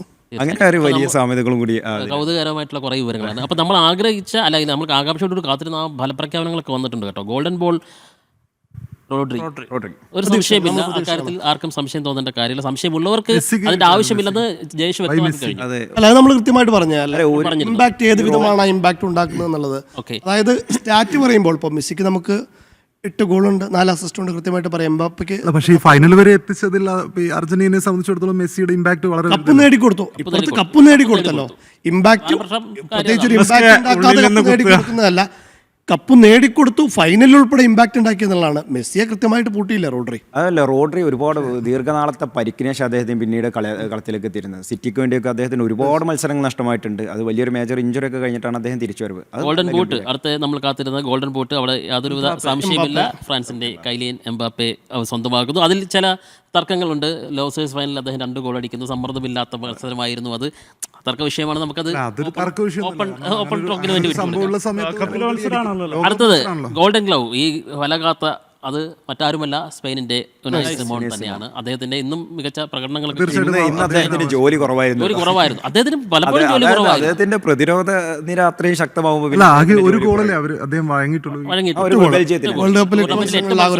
ലോകകപ്പിൽ അതും 6 ക്ലീൻ ഷീറ്റ് ബെൽജിയത്തിനെതിരെ കെറ്റ്ലറെ നേടിയ ഗോൾ മാത്രമാണ്. 6 ക്ലീൻ ഷീറ്റ്. ഇതുകൂടെ കൂട്ടിയാൽ 7 ക്ലീൻ ഷീറ്റുകളാണ് ഒരു ലോകകപ്പ് മത്സരത്തിൽ. അതൊരു റെക്കോർഡാണ്. പുതിയ 6 ആയിരുന്നു, ഇപ്പോൾ അദ്ദേഹം പുതുക്കിയിട്ടുണ്ട്. ഇനിയിപ്പോൾ ബെസ്റ്റ് യങ് പ്ലെയർ നമ്മൾ പറഞ്ഞു കഴിഞ്ഞു, പൗ കുബാർസി. അതിനും യാതൊരുവിധ സംശയവുമില്ല. തീർച്ചയായിട്ടും സ്പെയിന്റെ രണ്ടാമത്തെ ഒരു കൗമാരതാരം കൂടിയാണ്. അതെ, സെമി ഫൈനലിൽ 2 കൗമാരതാരങ്ങളെ കളിപ്പിച്ച ആദ്യത്തെ ടീമായിരുന്നു സ്പെയിൻ എന്ന് പറയുന്നത്. അത് ലെമിൻ യമാലും പൗ കുബാർസി ആയിരുന്നു. ഓക്കെ, 18-19. അപ്പോൾ സമീറ, ഇനിയിപ്പോൾ എങ്ങനെയായിരിക്കും അർജന്റീനയുടെ ഒരു മുന്നോട്ടുള്ള പോക്ക്? അത് അർജന്റീന തകർന്നു എന്നുള്ള അർത്ഥത്തിലൊന്നും അല്ല കേട്ടോ.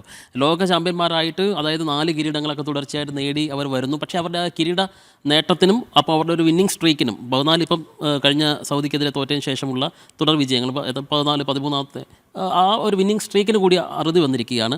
അപ്പോൾ ഇനി മെസ്സി വിരമിക്കുമോ അല്ല തുടരും? പക്ഷേ ചില റിപ്പോർട്ടുകൾ സൂചിപ്പിക്കുന്നത് അദ്ദേഹം 2028 കോപ്പ കൂടി കളിക്കും എന്നുള്ളതാണ്. 2030 ലോകകപ്പൊന്നും അദ്ദേഹം കളിക്കുമെന്ന് ആരും പ്രതീക്ഷിക്കുന്നില്ല. എങ്കിൽ പോലും അവിടെ ഒരു ട്രാൻസ്ഫോർമേഷൻ പീരീഡിനുള്ള സാഹചര്യമുണ്ടോ? അതോ ഓൾറെഡി മെസ്സി മാറിക്കഴിഞ്ഞാലും പകരം ഉള്ളൊരു സംവിധാനത്തിൽ അതിങ്ങനെ മുന്നോട്ട് പോകും എന്നുള്ളതാണോ? മെസ്സി കളിക്കും മുമ്പ് ഒരു വിരമിക്കൽ സൂചനയൊക്കെ തന്നിട്ടാണ് കളിക്കാൻ ഇറങ്ങുന്നത്. പക്ഷേ മെസ്സി ഇല്ലാത്ത അർജന്റീനയെ കുറിച്ച് ഇപ്പോഴും ആലോചിക്കാൻ പറ്റുന്നില്ല. ഈവൻ ആരാധകർക്കല്ല അതിലേറെ വിഷമമുള്ളത് താരങ്ങൾക്കാണ്. അപ്പോൾ മെസ്സി അടുത്ത കോപ്പ അമേരിക്ക വരെയൊക്കെ ഉണ്ടാവുമെന്നാണ് വിചാരിക്കുന്നത്. അതിനുശേഷം ആ ടീം ബിൽഡാവുന്നതാണ്. പക്ഷേ ഒരു ഫൈനൽ തോറ്റു എന്നതിനപ്പുറം ഭയങ്കര നിരാശപ്പെടേണ്ട ആവശ്യമൊന്നും അർജന്റീന ആരാധകർക്കോ താരങ്ങൾക്കോ ഇല്ല. കാരണം അവർ തോറ്റിട്ടുള്ളത് സ്പെയിനിനെ പോലുള്ള നന്നായിട്ട് ഫുട്ബോൾ കളിച്ചൊരു ടീമിനോടാണ്. ഇപ്പോൾ ഗ്രൂപ്പ് സ്റ്റേജിലും പിന്നെ പ്രീ ക്വാർട്ടറിലും ക്വാർട്ടർ ഫൈനലിലൊക്കെ ചെറിയ ടീമുകളോടാണ് കളിച്ചതെന്ന് പറയാമെങ്കിൽ പോലും പിന്നീട് ഇംഗ്ലണ്ടിനോട് അവർ നന്നായിട്ട് കളിക്കുന്നുണ്ട്, ഫൈനലിലേക്ക് മാർച്ച് ചെയ്യുന്നുണ്ട്. സോ തീർച്ചയായും വലിയൊരു കംബാക്കോട് കൂടിയിട്ട് തന്നെ തിരിച്ചു വരും. അപ്പോഴേ ഇത് നമുക്കിപ്പം ഈ ഫൈനൽ മത്സരം മാത്രമല്ലോ, ലോകകപ്പ് അവസാനിച്ചിരിക്കുകയാണ്. നമുക്ക് അതിൻ്റേതായിട്ടുള്ള നിരാശയുണ്ടാകും. കാരണം നാളെ മുതൽ നമുക്കെന്താണ് ഈ ഇതുവരെയുള്ള രാത്രികൾ നമ്മുടെ ആനന്ദഭരിതമായിരുന്നു. അത്രയും മികച്ച മത്സരങ്ങൾ കണ്ട് നാളെ മുതൽ ആ സംഭവങ്ങളില്ല. ഈ ലോകകപ്പ് സമ്മാനിച്ച നമ്മൾ വിവാദങ്ങളും മറ്റു കാര്യങ്ങളൊക്കെ മാറ്റി വെച്ചേക്കൂ. ഈ ലോകകപ്പ് സമ്മാനിച്ച മൊമെൻറ്റ്സ് എന്താണ് MSK സംബന്ധിച്ച്? ഒരുപാട് മൊമെൻറ്റ്സ് ഉണ്ട്. ഒരുപാട് പിന്നെ നമ്മുടെ ഈ പല മത്സരങ്ങളും നമ്മൾ അതായത് ഞാൻ ചോദിക്കാൻ കാരണം ഈ മെസ്സിയുടെ കാര്യം പറഞ്ഞു. മെസ്സിയെ പോലെ പലരും പടിയിറങ്ങി പോയൊരു ലോകകപ്പാണ്. ഫാൻ ബേസ് കൂടിയ ലോകകപ്പ് കൂടിയായിരുന്നു അത് MSKയുടെ വ്യക്തിപരമായ നേട്ടം. ഓക്കെ, വ്യക്തിപരമായിട്ട് എടുക്കുന്നത് അല്ല. ഇതില് പിന്നെ കളി അരങ്ങൊഴിഞ്ഞവർ ഒരുപാട് പേരുണ്ട്. അവരിനി ഇല്ലല്ലോ, അവരിനി കാണാൻ കഴിയില്ലല്ലോ എന്നുള്ളതായിരിക്കും നമ്മളെ സംബന്ധിച്ചിടത്തോളം വലിയ നിരാശ. മറ്റൊരു ലോകകപ്പിനേക്ക് വരുന്ന സമയത്ത് അവരൊന്നും ഇല്ലാത്തൊരു ലോകകപ്പ് എന്നുള്ളതാണ് ചിന്തിക്കാൻ ഏറ്റവും പ്രയാസമുള്ള കാര്യം. ഇപ്പം ലയണൽ മെസ്സി അടുത്ത ലോകകപ്പ് കളിക്കാൻ സാധ്യതയില്ല എന്നുള്ളത് ഉറപ്പാണ്. ക്രിസ്ത്യാനോ റൊണാൾഡോ, അതുപോലെ പിന്നെ റൊണാൾഡോയും വിടവാങ്ങിയ ഒരു ലോകകപ്പായിരിക്കും. അദ്ദേഹവും ഔദ്യോഗികമായിട്ട് വിരമിക്കൽ പ്രഖ്യാപിച്ചിട്ടില്ലെങ്കിലും അദ്ദേഹത്തെയും ഇനിയൊരു ലോകകപ്പിൽ നമുക്ക് കാണാൻ കഴിയില്ല. ലൂക്ക മോഡ്രിച്ചിനെ പോലുള്ള താരങ്ങൾ, അതുപോലെ കെവിൻ ഡിബ്രൂയിനെ പോലുള്ള താരങ്ങൾ, ലൂക്കാക്കുവിനെ പോലുള്ള താരങ്ങൾ, സല അടുത്ത ലോകകപ്പ് കളിക്കുമെന്നുള്ളതും സംശയമാണ്. അങ്ങനെ ഒരുപാട് പേർ അടുത്ത ലോകകപ്പിൽ ഉണ്ടാവില്ലല്ലോ എന്നുള്ളതാണ് നമ്മളെ സംബന്ധിച്ചിടത്തോളം ആ ഒരു മിസ്സിങ്, ഒരു നിരാശ തോന്നുന്നൊരു ഘടകം. പിന്നുള്ളത് പിന്നെ പല മത്സരങ്ങളും ഇപ്പോൾ നമ്മൾ തമ്മിലുള്ള ഈ വാക്ക് തർക്കങ്ങൾക്കിടയിലും പിന്നെ അഭിപ്രായ വ്യത്യാസങ്ങൾക്കിടയിലും ഇപ്പോൾ ഒരു കളിയാകുമ്പോൾ എന്തായാലും 2 അഭിപ്രായങ്ങളുണ്ടാവും. അപ്പോൾ അത് നമ്മൾ ആസ്വദിച്ചിരുന്നു എന്നുള്ളതാണ് ഏറ്റവും പ്രധാനപ്പെട്ട കാര്യം. ഈ തർക്കങ്ങളാവട്ടെ അല്ലെങ്കിൽ പിന്നെ വാഗ്വാദങ്ങളാവട്ടെ, അതിനൊരു രസകരമായ ഒരു എന്താ പറയുക, മെയിൻലി ഒരു ഫുട്ബോളിനെ കുറിച്ച് ചർച്ച ചെയ്യുമ്പോഴുള്ള അതിൻ്റെതായിട്ടുള്ളൊരു ആവേശം നമ്മുടെ ചർച്ചകളൊക്കെ ഉണ്ടായിരുന്നു. അതും ആസ്വദിച്ചിരുന്ന ഒരു ഘട്ടമുണ്ട്. കമൻറ്റ് ബോക്സുകളൊക്കെ ആസ്വദിക്കുന്നു. കാരണം കമൻറ്റ് ബോക്സിലുള്ളത് ഓരോരുത്തരും അവരവരുടെ വികാരങ്ങളാണ് പ്രതിഫലിക്കുന്നത്. അത് ഈ കമൻറ്റ് ഇടുന്ന ആൾക്കാരും അല്ലെങ്കിൽ അതൊക്കെ നമുക്കൊരു വിസിബിലിറ്റി അല്ല. ഞാൻ കാണുന്നത് ഇവരൊക്കെ നമ്മുടെ സഹോദരന്മാരാണ്. അങ്ങനെ സഹോദരന്മാർക്ക് വേണമെങ്കിൽ അങ്ങനെയൊക്കെ പറയാം എന്നുള്ളതാണ്. നമ്മൾ പോസിറ്റീവായിട്ട് എടുക്കുന്നു, അത്രേ ഉള്ളൂ. പിന്നെ ഉള്ളത് ഈ സമയം, നമ്മളിപ്പം അമേരിക്കയിലെ ഒരു ഘട്ടം എന്ന് നോക്കുമ്പോൾ ഈ ടൈം ഒരു പ്രധാനപ്പെട്ട ഘടകമാണ്. അതായത് നമ്മൾ രാത്രികൾ ഉറക്കമില്ലാതെ ഇരുന്നിട്ടാണ്, വിനീഷ് കുഞ്ഞിരാം നമ്മുടെ അടുത്ത് വന്നിട്ടുണ്ട്, അപ്പോൾ രാത്രികളിൽ ഉറക്കമില്ലാതെ ഇരുന്നിട്ടാണ് നമ്മൾ ഈ കളി കാണുന്നത്. കഴിഞ്ഞ ഖത്തർ ലോകകപ്പ് വളരെ ഈസി ആയിട്ടും നമ്മുടെ ഉറക്കം നഷ്ടപ്പെടുത്താതെ കണ്ട ഒരു സമയമുണ്ടായിരുന്നു. പക്ഷേ ഈ ലോകകപ്പ് കാണാൻ നമ്മൾ കുറച്ചുകൂടി ത്യാഗം ചെയ്തിട്ടുണ്ട്. നമ്മുടെ എത്രയോ ഏതാണ്ട് 1.5 മാസത്തെ ഉറക്കം നമ്മൾ കളഞ്ഞിട്ടുണ്ട്. അപ്പോൾ അത് നോക്കുമ്പോൾ നമ്മൾ ഈ ലോകകപ്പ് കാണാൻ ത്യാഗം ചെയ്തിട്ടുണ്ട് എന്നുള്ളത് ആലോചിക്കുമ്പോഴും അതും ഇനിയുള്ള ദിവസങ്ങളിൽ നമ്മളിപ്പോൾ ഏതാണ്ട് ഒരു സെറ്റായി. ഈ 2:30 മണി 3 മണി 4 മണി എന്നൊക്കെ ഉള്ളത്, ആ ഒരു ഉറക്കം എന്നുള്ളത് നമ്മളും ഏതാണ്ട് അംഗീകരിച്ചൊരു മട്ടാണ്. അപ്പോൾ നമ്മൾ അമേരിക്കൻ ടൈമിൽ ജീവിക്കുക, അതെ, നമ്മളും അതിൽ നിന്നും മാറണം, ഇനി അത് മാറേണ്ടിയിരിക്കുന്നു. അപ്പം എങ്കിൽ കൂടി നമ്മളതുമായിട്ടങ്ങ് പരിചയിച്ചു കഴിഞ്ഞു. അപ്പം ആ ഒരു ഘട്ടവും മാറാനുള്ള സാധ്യതയുണ്ട്. പിന്നെയുള്ളത് ഇതൊക്കെ തന്നെ, അതായത് നമ്മൾ കളി കാണുന്നു, കളിയുടെ ഒരു ആവേശം നമ്മൾ ഉൾക്കൊള്ളുന്നു, അതിനൊപ്പം അതിൻ്റെ ഏറ്റവും നല്ല മുഹൂർത്തങ്ങൾ ഓർമ്മിച്ചു വെക്കുന്നു, അത് ഇതുപോലെ ചർച്ചയായിട്ട് നമ്മൾ പറയുന്നു, അതിൻ്റെ മറ്റു കാര്യങ്ങളൊക്കെ പറയുന്നു. അതൊരു രസകരമായ സംഭവമാണ്. തീർച്ചയായിട്ടും. അപ്പം വിനേഷ് കുഞ്ഞിരാമൻ കൂടി നമുക്കിപ്പം ചേരുന്നുണ്ട്. വിനേഷ് കണ്ടല്ലോ, കുപ്പായിട്ട് തന്നെയാണ് വന്നിരിക്കുന്നത്. അപ്പം ഞങ്ങൾ സംസാരിക്കുകയായിരുന്നു. ഇത് സമീർ പറഞ്ഞു കഴിഞ്ഞു, ഇത് അർജന്റീന ആരാധകരെ സംബന്ധിച്ച് തോറ്റു, അതിലൊരു നിരാശയുണ്ട്. പക്ഷേ എന്നാൽ അതിന് തകർന്നു പോകേണ്ട യാതൊരുവിധ സാഹചര്യവുമില്ല എന്നുള്ളതാണ്. കളി നിരാശപ്പെടുത്തി എന്നുള്ളത് സത്യം തന്നെയാണ്. പക്ഷേ ഈവൻ മെസ്സി പോലും അത്ര വലിയ ഒരു ഇതിലേക്ക് പോകുന്നില്ല, ഒരു ട്രോമയിലേക്കൊന്നും പോകുന്നതായിട്ട് നമുക്ക് ഫീൽഡിൽ കാണുന്നില്ല. സത്യത്തിൽ എങ്ങനെയാണ് വിനേഷിന് തോന്നിയത് ഈ മത്സരം കൊണ്ട് അർജന്റീന അവസാനിക്കുമെന്നൊന്നും നമ്മൾ പറയുന്നില്ല, പ്രവചിക്കുന്നില്ല. പക്ഷേ ഇന്ന് കളിച്ച ആ കളി എന്ന് പറയുന്നത് വളരെ നമ്മൾ പ്രതീക്ഷിക്കുന്നതിനും ബിലോ പാറായിരുന്നു. അതായത് ഇന്നത്തെ മത്സരം നടന്ന സ്റ്റേഡിയം നമുക്കറിയാം. ഈ മൈതാനത്ത് ഒരിക്കൽ ലയണൽ മെസ്സിയുടെ കണ്ണുനീർ വീണ് അതാ പുൽനാമ്പുകളെ നനച്ചതാണ്. 10 വർഷം കഴിഞ്ഞിരിക്കുന്നു, 11 വർഷം ആകുന്നു. ഒരിക്കൽ കൂടി അതേ മൈതാനത്ത് കണ്ണുനീർ വീണു. ഇന്ന് ലയണൽ മെസ്സി കരയുന്നത് ഒരിക്കൽ കൂടി കണ്ടു. ഏറ്റവും ഒടുവിലേക്ക് നമ്മൾ പ്രതീക്ഷിച്ചത് ലയണൽ മെസ്സി കൂളായിരുന്നു എന്നതാണ്. കാരണം സ്പെയിനോട് ആണല്ലോ പരാജയപ്പെട്ടത്. സ്പെയിനോട് ലയണൽ മെസ്സിക്കൊരു പ്രത്യേക ഇഷ്ടമുണ്ട്, അത് അദ്ദേഹം പലപ്പോഴും പറഞ്ഞിട്ടുമുണ്ട്. കാരണം അദ്ദേഹത്തിൻ്റെ കരിയർ വന്നത് സ്പെയിനിൽ നിന്നാണല്ലോ. അതുകൊണ്ട് തന്നെ അദ്ദേഹത്തിന് സ്പെയിനോട് ഒരു പ്രത്യേക ഇഷ്ടമുണ്ട്. അത് അർജന്റീന ഇന്നത്തെ മത്സരത്തിൽ നമുക്ക് കാണാം. ഒരു പരസ്പര ബഹുമാനമൊക്കെ ഉണ്ടായിരുന്നു. അവസാന നിമിഷത്തിലേക്ക് വരുമ്പോൾ, സമ്മർദ്ദം വരുമ്പോൾ സ്വാഭാവികമായിട്ടുണ്ടാകുന്ന പ്രശ്നങ്ങൾ ഒഴിച്ചു നിർത്തി കഴിഞ്ഞാൽ രണ്ട് ടീമിലെയും താരങ്ങൾ പരസ്പര ബഹുമാനത്തോടെയായിരുന്നു ഭൂരിഭാഗം സമയവും ഇന്നത്തെ മത്സരത്തിൽ കളിച്ചിട്ടുള്ളത് എന്നുള്ള കാര്യത്തിൽ സംശയമൊന്നുമില്ല. പക്ഷേ ലയണൽ മെസ്സി കൂളായിരിക്കുമെന്ന് പ്രതീക്ഷിച്ചെടുത്ത് നമ്മൾ ലയണൽ മെസ്സി ഒരിക്കൽ കൂടി അദ്ദേഹത്തിൻ്റെ കണ്ണ് നനയുന്നത് കണ്ടു. ഇനി നമുക്ക് വിശ്വവേദിയിൽ ലയണൽ മെസ്സിയെ കാണാൻ കഴിയുമോ എന്നുള്ളൊരു ചോദ്യം അവിടെ ഉണ്ടായിരുന്നു. ഇന്നത്തെ മത്സരം കഴിഞ്ഞതിന് ശേഷം അർജന്റീന പരാജയപ്പെട്ടു. സ്പെയിൻ 16 വർഷത്തിന് ശേഷം ലോക കിരീടം നേടിയതിന് ശേഷം നമ്മുടെ ആരാധകരുണ്ടല്ലോ, ഇവിടെ തന്നെയുള്ള ആരാധകർ എന്നോട് ചോദിച്ചൊരു ചോദ്യമുണ്ട്, ഇനി ഈ കുപ്പായ അഴിച്ചു വെച്ചുകൂടെ, അല്ലെങ്കിൽ ഈ വര മായ്ച്ച് കളഞ്ഞൂടെ, ഇത് തലയിലടക്കം വരച്ചിട്ടുണ്ട്, മായ്ച്ച് കളഞ്ഞു. പക്ഷേ ഈ വരച്ചത് തലയിലല്ല, ഈ ഇട്ടത് എൻ്റെ ദേഹത്തുമല്ല. കാരണം ഈ വരച്ചതും ഇട്ടതും ഒക്കെ ഹൃദയത്തിനകത്താണ്. അതൊരിക്കലും അർജന്റീനയെ ഒഴിവാക്കിക്കൊണ്ട് അർജന്റീന തോറ്റു എന്നതുകൊണ്ട് ആ ടീമിനെ തള്ളിപ്പറയാനോ അല്ലെങ്കിൽ ആ ടീം വളരെ മോശമാണ് എന്ന് പറയാനോ ഇനി ആ ടീമിൻ്റെ ഒപ്പമില്ല എന്ന് പറയാനോ ഒരു അർജന്റീന ആരാധകനും തയ്യാറാകുമെന്ന് തോന്നുന്നില്ല. ചില ആളുകൾ പറഞ്ഞേക്കാം അത് ഈ കിരീടം കണ്ടതിന് ശേഷം അർജന്റീനയുടെ കൂടെ കൂടികൾ. ഞാൻ നേരത്തെ തന്നെ പറഞ്ഞിട്ടുണ്ട്, 2000 മുതൽ ഈ ലോകകപ്പ് അല്ലെങ്കിൽ അർജന്റീന ആരാധകനായി മാറിയ ഒരാളാണ് ഞാൻ. അത് ഏകദേശം ഒരു 20-ലധികം വർഷം 21 വർഷം കിരീടമില്ലാത്ത ആൾ എന്നുള്ള കുത്തുവാക്ക് കേട്ടുകൊണ്ടുവന്ന എന്നെപ്പോലെയുള്ള അനേക ലക്ഷം ആരാധകരുണ്ട്. അവരെ സംബന്ധിച്ചിടത്തോളം നേടാവുന്നതൊക്കെ ഈ ടീം നേടിക്കഴിഞ്ഞിട്ടുണ്ട്. പക്ഷേ ആ ടീമിനൊപ്പം മുന്നോട്ട് പോകുക എന്നുള്ളത് മാത്രമേ ഉള്ളൂ. ഇന്നും നാളെയും എല്ലാ കാലത്തും ഇന്നലെയും അർജന്റീനയ്ക്കൊപ്പമായിരുന്നു. അതിൽ ഒരു മാറ്റവുമില്ല. ഇനി ഇന്നത്തെ മത്സരത്തിലേക്ക് വരാം. ആ മത്സരം കലാശപ്പോരിലേക്ക് നമുക്ക് വരികയാണ് എന്നുണ്ടെങ്കിൽ ശരിക്കും ഒറ്റൊരു കാര്യം, ഞാൻ നേരത്തെ ഒരു കഥ പറഞ്ഞില്ലേ തുടക്കത്തില്, ഒരിക്കൽ ചെഗുവേര നീലക്കുറുക്കല്ല, ഒരിക്കൽ ചെഗുവേര ഫിഡൽ കാസ്ട്രോട് ചോദിച്ചു. അത് വേറെ ട്രോളബിൾ രീതിയിൽ പറഞ്ഞ വിനീഷിനെ സംബന്ധിച്ചിടത്തോളം അത് വളരെ പോസിറ്റീവായിട്ട് ചേരും. കാരണം അദ്ദേഹം അങ്ങനെ തരത്തിലുള്ള ഇനിയും പോരാട്ടം തുടരും ആരാധകരാണ്. ഒരു സംശയവുമില്ല, പോരാട്ടം തുടരുമെന്നുള്ള കാര്യത്തിൽ സംശയമില്ല. അർജന്റീനയെ ഇഷ്ടപ്പെട്ടതും അവരുടെ കളി കണ്ടുകൊണ്ട് തന്നെയാണ്. ആ കളി ഇന്നത്തെ മത്സരത്തിൽ കണ്ടില്ല, ഫൈനൽ മത്സരത്തിൽ കണ്ടില്ല. നമ്മൾ പ്രതീക്ഷിച്ചത് എന്താ, നമ്മൾ വിലയിരുത്തിയത് എന്താണ്? ഡിഫൻസിലേക്ക് വരുമ്പോൾ അവിടെ സ്പെയിനൊരു മുൻതൂക്കമുണ്ട്, മധ്യനിരയിൽ ഒപ്പത്തിനൊപ്പം പോകും, അറ്റാക്കിങ്ങിൽ അർജന്റീനയ്ക്കൊരു മുൻതൂക്കമുണ്ട്. ആ മുൻതൂക്കമുണ്ട് എന്ന് പറഞ്ഞ അർജന്റീന ഇന്ന് ഒരു ഷോട്ട് പോലും ലക്ഷ്യത്തിലേക്ക് ഒരു ഷോട്ട് പോലും ഉണ്ടായിട്ടില്ല. ഇന്ന് കളിച്ചിട്ടില്ല, അർജന്റീന കളിച്ചിട്ടില്ല. അർജന്റീന ഭയന്ന് കളിക്കുന്നത് പോലെയോ അല്ലെങ്കിൽ കഴിഞ്ഞ മത്സരത്തിലൊക്കെ കണ്ടതുപോലെ ഒരു 80-ാം മിനിറ്റിന് ശേഷം ആദ്യം അവരൊരു ഗോൾ അടിക്കട്ടെ, സ്പെയിൻ ഒരു ഗോൾ അടിക്കട്ടെ, എന്നിട്ട് തിരിച്ചു വരാം എന്നുള്ള രീതിയിൽ കാത്തിരുന്നതാണോ എന്നറിയില്ല. ഇന്ന് ഫസ്റ്റ് 11-ൽ നിക്കോ വരുന്നു. നിക്കോ ഗോൺസാലസ് വന്നിട്ട് അദ്ദേഹം പാടെ നിറം മങ്ങിയിട്ടുണ്ട്. അദ്ദേഹത്തിന് കാലുകളിലേക്ക് പന്തെത്തുന്നേ ഉണ്ടായിരുന്നില്ല, ടച്ച് ഉണ്ടായിരുന്നില്ല.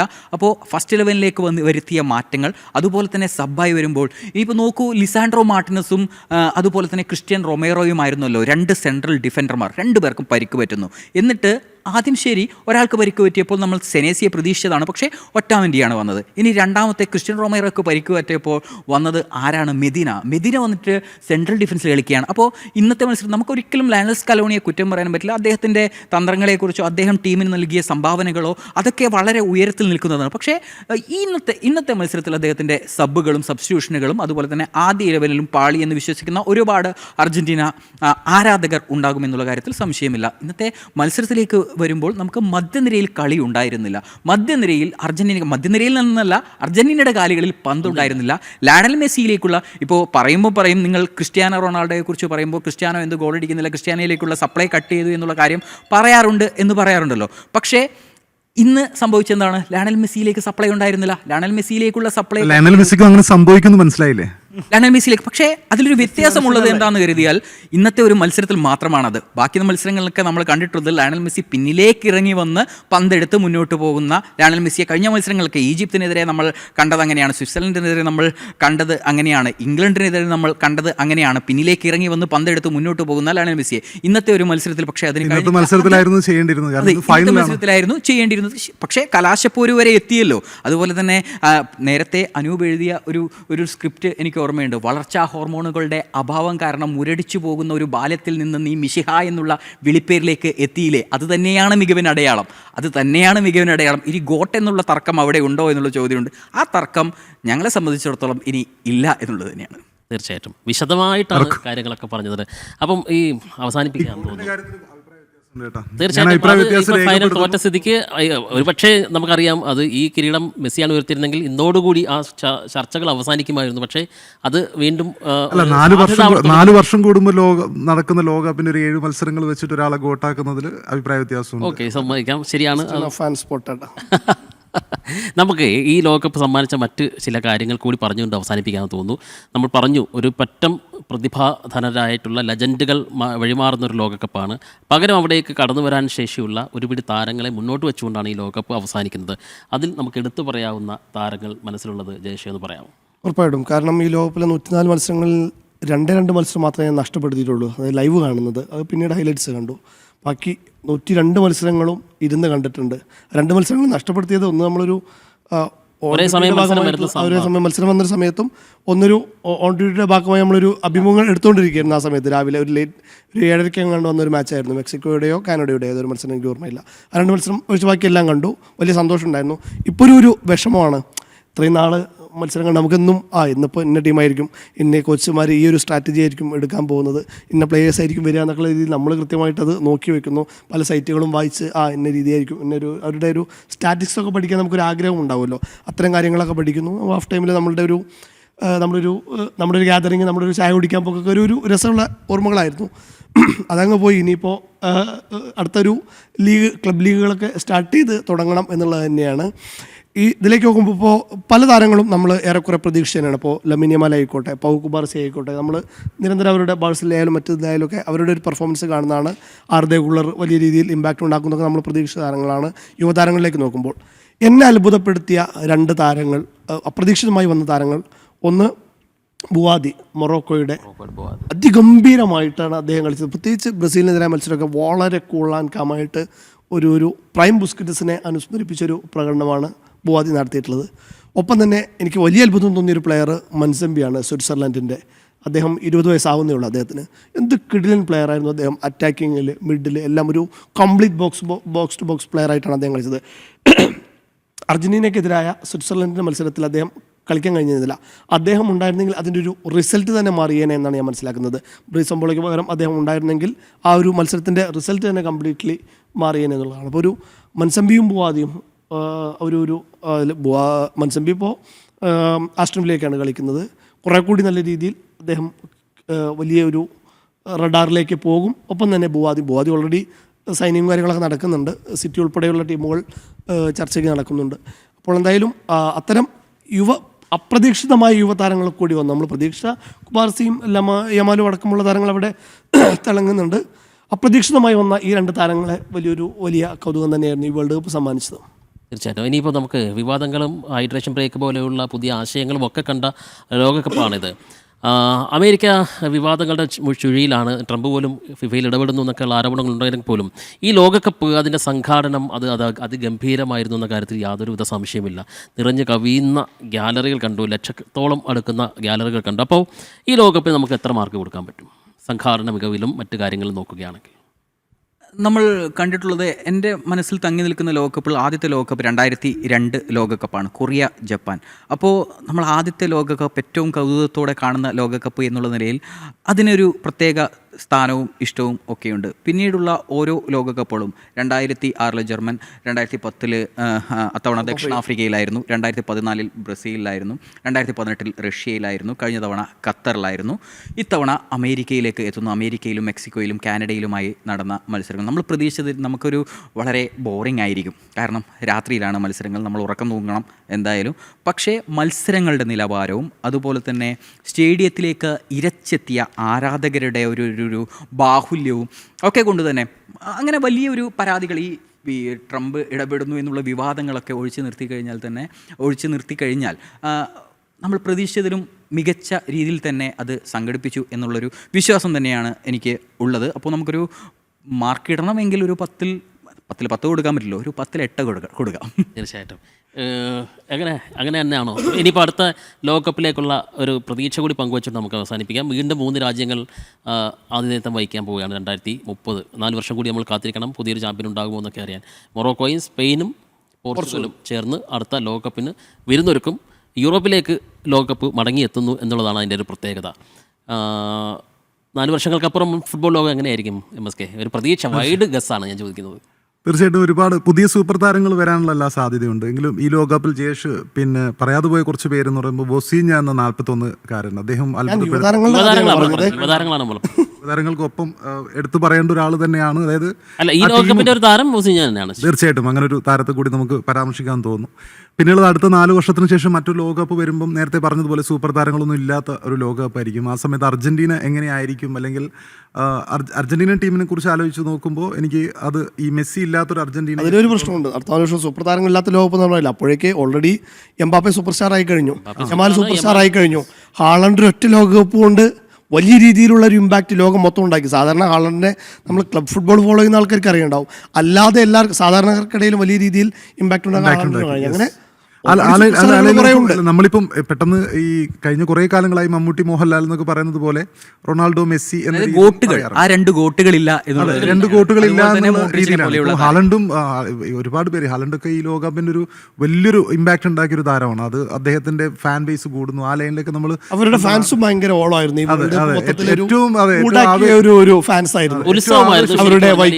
കാരണം അവര് നോർവേയുടെ കളികളാണ് നമ്മൾ ഏറ്റവും ആഘോഷത്തോടെ കാണികൾ കാണാൻ വേണ്ടി മാത്രം നോർവേയുടെ കളി കണ്ടിരുന്നു.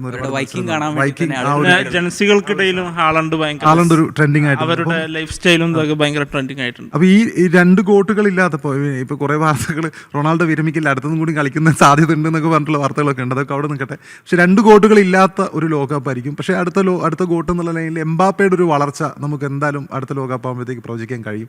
കാരണം എംബാപ്പെ ഓൾറെഡി ഈ 3 ലോകകപ്പ് കൊണ്ട് മെസ്സി നേടിയ അത്രയും ഗോളുകൾ നേടിയിട്ടുണ്ട്. അതുപോലെ തന്നെ ഒരു നെക്സ്റ്റ് ബിഗ് തിങ് എന്ന രീതിയിലേക്ക് എംബാപ്പെ മാറും. അടുത്ത ലോകകപ്പ് ആകുമ്പോൾ എംബാപ്പെ ആയിരിക്കും ഏറ്റവും ശ്രദ്ധിക്കപ്പെടാൻ സാധ്യതയുള്ള താരം എന്ന് എനിക്ക് തോന്നുന്നു. പിന്നെ അർജന്റീനയുടെ സ്ഥിതി, മെസ്സി ഇല്ലാത്ത അർജന്റീനയെ കുറിച്ച് ചിന്തിക്കാൻ പോലും പറ്റുന്നില്ല. അത് ആ ഒരു അവസ്ഥയിലാണ് ഉള്ളത്. കാരണം ഈ റൊണാൾഡോ ഇല്ലാത്ത പോർച്ചുഗലിനെ കുറിച്ച് നമുക്ക് ചിന്തിക്കാൻ കഴിയും. കാരണം കഴിഞ്ഞ കുറേ കാലമായിട്ട് റൊണാൾഡോ എത്രത്തോളം പോർച്ചുഗൽ കളിക്കാർ തന്നെ വിശ്വസിക്കുന്നു, പിന്നെ അദ്ദേഹത്തിൽ ഈ പിന്നെ പന്തെത്തിക്കുന്നു, ആ രീതിയിലുള്ള വിവാദങ്ങളൊക്കെ നമ്മൾ കണ്ടിട്ടുണ്ട്. അപ്പോൾ റൊണാൾഡോ ഇല്ലാത്തൊരു പോർച്ചുഗൽ ഒരു പക്ഷേ പിന്നെ മുന്നോട്ട് പോകുമായിരിക്കാം. പക്ഷേ മെസ്സി ഇല്ലാത്ത ഒരു അർജന്റീന എന്ന് ആലോചിക്കുമ്പോൾ അത് തീർച്ചയായിട്ടും ചിന്തിക്കാൻ പ്രയാസമുള്ള കാര്യമാണ്. അത് ഈ ഒരു കേളി ശൈലിയെ ആയിരിക്കണം എന്നില്ല, മറ്റൊരു ശൈലി അഡാപ്റ്റ് ചെയ്ത് മുന്നോട്ട് പോകേണ്ടി വരും. നമുക്ക് അവിടെയും യുവതാരങ്ങൾ, നിക്കോപാസിനെ പോലെയുള്ള താരങ്ങളൊക്കെ അവിടെ ഉയർന്ന് വരാനുണ്ട്. ഇപ്പോഴുള്ള താരങ്ങളുടെയൊക്കെ പ്രായം. ഈ ലോകകപ്പിൽ ഏതെങ്കിലും മത്സരങ്ങൾ അദ്ദേഹം കളിച്ചിട്ടുണ്ടോ? കുറച്ചുകൂടി പ്ലേയിങ് ടൈം അദ്ദേഹത്തിന് പ്ലേയിങ് ടൈം വളരെ കുറച്ചുണ്ട്. അപ്പൊ അങ്ങനെ കളിച്ചിട്ടുണ്ടായിരുന്നു. ഏതൊരു ടീമിനെ സംബന്ധിച്ചിടത്തോളവും അവരുടെ യുവതാരങ്ങൾ, അതായത് ഒരു ജനറേഷൻ മാറി അടുത്ത ജനറേഷനിലേക്ക് വരുമ്പോൾ ആ ഒരു ഷിഫ്റ്റ് കൃത്യമായിട്ടും നമുക്ക് ബോധ്യമാവും. ആ ഷിഫ്റ്റ് എത്രത്തോളം അവർ അഡാപ്റ്റ് ചെയ്യുന്നു. ഇപ്പം സ്പെയിൻ എന്നുള്ളത് ശരിക്കും ഒരു ജനറേഷണൽ ഷിഫ്റ്റാണ് അവർ ഈ വർഷം ലോകകപ്പോടുകൂടി ആയിരിക്കുന്നത്. അപ്പം നമുക്ക് ആ രീതിയിൽ സ്പെയിൻ അത് കൃത്യമായിട്ടും ഒരു ഫാക്ടറി എന്നുള്ള നിലക്ക് തന്നെ ഫുട്ബോളേഴ്സിനെ വളർത്തിയെടുക്കുന്ന ഒരു ഘട്ടമുണ്ട്. ബ്രസീലിന് ചിലപ്പം അത് കഴിയാത്തൊരു അവസ്ഥ നമ്മൾ കണ്ടിട്ടുണ്ട്. അപ്പം ആ രീതിയിൽ നോക്കുമ്പോൾ അടുത്ത ലോകകപ്പ് എന്നുള്ളത് മറ്റ് ചില ശക്തികൾ, ഇപ്പം ഈ മൊറോക്കോ ഒക്കെ നന്നായിട്ട് കളിച്ചത് നമ്മൾ കണ്ടിട്ടുണ്ട്. നോർവേ ഒരു വലിയൊരു താരം. അതെ, അപ്പോൾ പുതിയ ചില രാജ്യങ്ങൾ കൂടി നമ്പർ 5 അല്ലെങ്കിൽ ഏറ്റവും സാധ്യത കൽപ്പിക്കപ്പെടുന്നവരുടെ ലിസ്റ്റിലേക്ക് വരാനുള്ള എല്ലാ സാധ്യതയും ഞാൻ കാണുന്നു. അതായത് ലാറ്റിൻ അമേരിക്കൻ സംഘങ്ങൾ, നമ്മൾ 2002 ബ്രസീൽ ലോക കിരീടം നേടിയതിനു ശേഷം 20 വർഷം കാത്തിരിക്കേണ്ടി വന്നു മറ്റൊരു ലാറ്റിൻ അമേരിക്കൻ ടീം ലോക കിരീടം ഉയർത്തുന്നത് കാണാൻ വേണ്ടി. ഇത്തവണ അർജന്റീന ഫൈനലിലുണ്ടായിരുന്നു. ഇനിയിപ്പോൾ അടുത്ത തവണ അതുണ്ടാകുമോ എന്നുള്ള ചോദ്യമാണ്. കാരണം യൂറോപ്യൻ പവർ ഹൗസുകൾ അവിടെ ഉണ്ടാവുകയും അതുപോലെ തന്നെ യൂറോപ്പിനോട് ചേർന്ന് നിൽക്കുന്ന ആഫ്രിക്കൻ രാജ്യങ്ങൾ വളരെ ശക്തിയോടെ മുന്നോട്ട് വരുന്നതും കാഴ്ചയുമുണ്ട്. അപ്പോൾ ആ ഈ പവർ എന്ന് പറയുന്നത് ശക്തി ദുർഗങ്ങൾ അതൊക്കെ മാറി വരികയാണ്. മാത്രമല്ല ടീമുകളുടെ എണ്ണം കൂടുകയാണ്. അപ്പോൾ അതിൻ്റെ മാറ്റവും കാണാനുണ്ട്. പക്ഷേ ഇനിയിപ്പോൾ ഒരു ലാറ്റിൻ അമേരിക്കൻ രാജ്യത്തേക്ക് ഈ ലോക കിരീടം എന്ന് പോകും എന്നുള്ള വലിയ ചോദ്യമുണ്ട്. കാരണം ബ്രസീൽ ആ രീതിയിലുള്ള യുവതാരങ്ങളെ നമുക്ക് കാണാനില്ല. ഈ അർജന്റീന ഇനിയൊരു പുതിയ ടീമിനെ ബിൽഡ് ചെയ്ത് എടുക്കേണ്ടിയിരിക്കുന്നു എന്നുള്ള കാര്യത്തിൽ തർക്കമൊന്നുമില്ല. പഴയ പ്രതാപികളായിരുന്നു യുറുഗ്വേ 2 ലോക കിരീടങ്ങളിൽ അവസാനിപ്പിച്ച് അവർ ഇല്ലാതെ മറഞ്ഞു പോകുന്നു. കൊളംബിയ ഇടികൂടി അവർ ഏത് കാലത്ത് ഒരു കപ്പ് നേടും. പരാഗ്വേ ശരി, കൊളംബിയ ഈ വേൾഡ് കപ്പിൽ ഏറ്റവും നന്നായി ഫുട്ബോൾ കളിച്ച ടീമുകളിലൊന്നാണ്. സ്വിറ്റ്സർലൻഡും കൊളംബിയ ആയിരുന്നു ഈ വേൾഡ് കപ്പിൽ എനിക്ക് ഏറ്റവും ഇംപ്രസീവ് ആയി തോന്നിയിട്ടുണ്ട്. പക്ഷേ ഒരു ടൈറ്റിൽ ഫേവറേറ്റുകളുടെ കൂട്ടത്തിൽ വിന്നിങ്ങിലേക്കോ സെമി വരെ കളിക്കാനുള്ള അത്രയേ ഉള്ളൂ. അതാണ് ഒരു പ്രശ്നം എന്ന് പറയുന്നത്. അപ്പോൾ ഒരു ലാറ്റിൻ അമേരിക്കയുടെ ഒരു ശക്തി എന്ന് പറയുന്നത് അതിൻ്റെ സൗന്ദര്യം അവസാനിക്കുന്നു എന്നുള്ളൊരു വലിയൊരു ആശങ്ക കൂടിയില്ലേ. ഈ ആഫ്രിക്കൻ ശക്തികൾ ആഫ്രിക്കൻ ശക്തി നമ്മൾ ഈ ലോകകപ്പിൽ കണ്ടു. അവർ കളിച്ചൊരു 10-9 പേരും നെക്സ്റ്റ് റൗണ്ടിലേക്ക് വന്നൊരു ഘട്ടം ഉണ്ടായിരുന്നു. അപ്പം ആഫ്രിക്ക ഒരു വലിയൊരു ശക്തിയായി മാറാനുള്ള എല്ലാ സാധ്യതയും ഇറ്റലി തിരിച്ചു വരുന്നു എന്നുള്ളത് ഒരു വാർത്തയാണ്. കാരണം ഇറ്റലി കഴിഞ്ഞ ഒരു കാലത്ത് കിരീടങ്ങൾ ഒരുപാട് നേടിയിരുന്ന ഒരു ടീമായിരുന്നു. 3 കിരീടങ്ങൾ നേടിയ ഒരു ടീമായിരുന്നു. അപ്പോൾ ഇറ്റലി കഴിഞ്ഞ 2 ലോകകപ്പും കളിച്ചിട്ടില്ല. അപ്പം അവർ ഇപ്പം മൗൾദീനിയായിരുന്നു ഒരു പുതിയ കോച്ചായിട്ട് അധികാരി ഏൽക്കുകയാണ്. മൗൾദീനി അവരുടെ ഏറ്റവും ലെജൻഡറി പദത്തിലുള്ള ഒരു മാൾഡീനി വരുന്നുണ്ട്. ഫ്രാൻസിൽ സിദാൻ വരുന്നുണ്ട്. അപ്പോൾ ഇതിഹാസങ്ങൾ അവരുടെ ദൗത്യം പൂർത്തിയാക്കാൻ ഒരിക്കൽ കൂടി അവതരിക്കാൻ അവർക്ക് ലോകകപ്പിൽ നേടിക്കൊടുത്ത ഇതിഹാസങ്ങളാണ്. അപ്പം ഇറ്റലിക്ക് ഒരു ശക്തമായ വരവ് അടുത്ത ലോകകപ്പിൽ നമുക്ക് കാണാൻ കഴിയും തോന്നുന്നു. തീർച്ചയായിട്ടും. അപ്പോൾ ഒരുപാട് സന്തോഷം നിറഞ്ഞ രാവുകൾ അവസാനിച്ചിരിക്കുന്നു. ഒരു പുതിയ ലോക ഫുട്ബോളിന് കിട്ടിയിരിക്കുന്നു. സ്പെയിനാണ് പുതിയ ചാമ്പ്യൻ.